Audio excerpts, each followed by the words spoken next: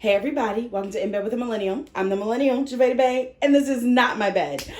I had to take a little self-care R&R weekend and rejuvenate and process some stuff. So I'm not in my bed shooting this. I'm somewhere else shooting this where I took care of me this weekend.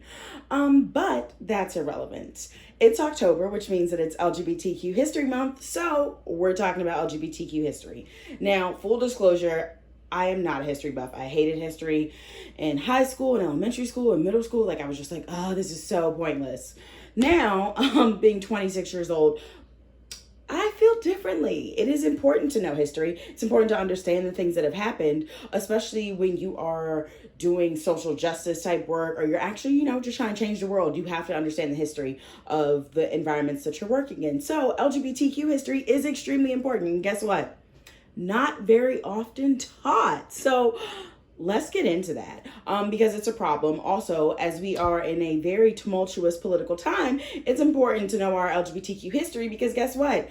They're trying to change some things and we don't want that. Literally, if you go on the GOP website, I saw a TikTok that showed this. It says that one of the issues of the GOP platform or goals is to reverse equal marriage rights. So what? Yeah, knowing your history is important. Also being aware of current events, super important.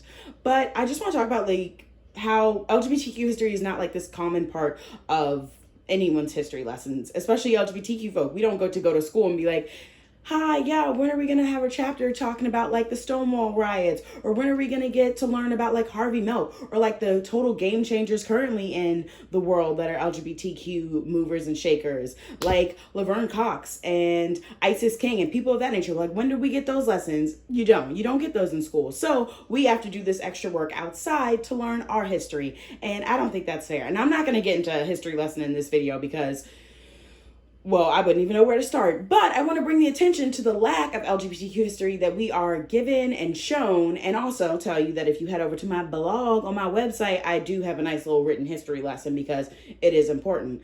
But I want us to all work to change that. LGBTQ history should be just as normal as every other history class that we have to go through. So let's work to change that. Let's work to put it into school curriculums. Let's also work to normalize the conversation of LGBTQ history in our conversations with our friends, with our family. We all need to understand the importance of it. So let's do that. Let's make that happen.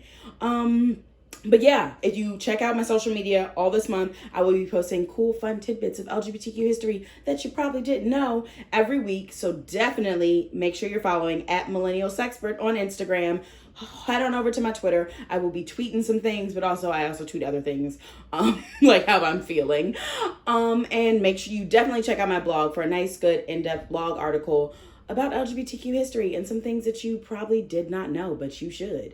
So yeah, make sure you subscribe, share this video with all your friends, be sure to celebrate LGBTQ History Month, and come back next week for an all new video. All right, deuces.